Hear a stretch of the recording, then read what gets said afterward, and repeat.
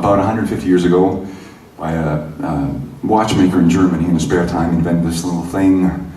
It's got 10 holes, it's got a reed plate on the top and a reed plate on the bottom.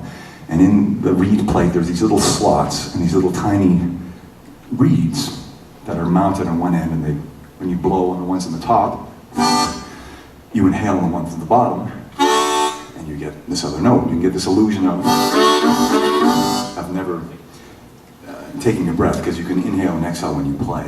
And it was kind of invented to play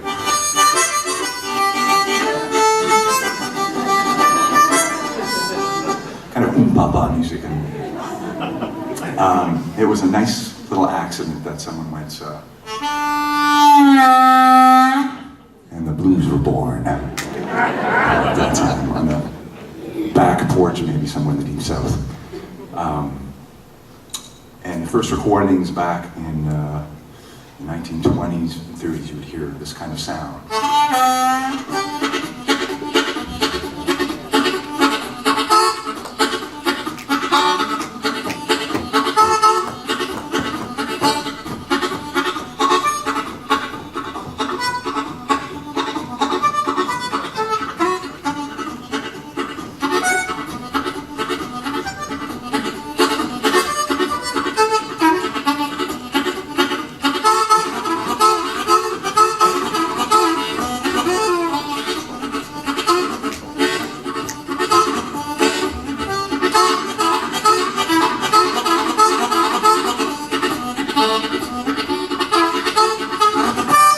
Kind of a sound.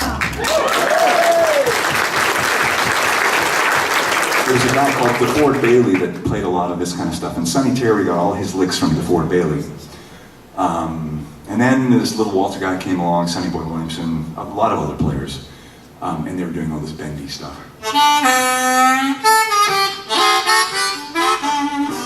And then, about 30 years ago, 20, 30 years ago, this fellow by the name of Howard Levy. Has anyone heard of Howard Levy?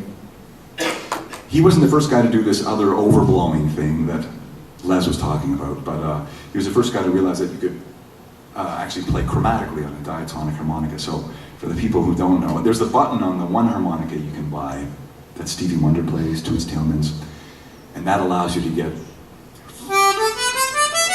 kind of like do, re, mi, fa, sol, la, ti, do, all the white notes of the piano. And when you press that button in, it would cover up one set of reeds and show a whole other one. So,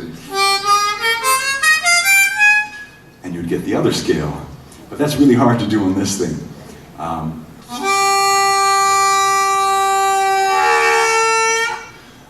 There's an overblown note in slow motion. And it allows me to play these harmonics and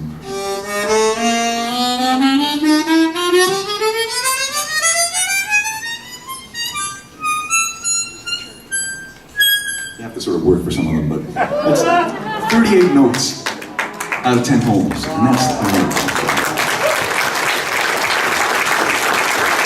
It'll be a test after.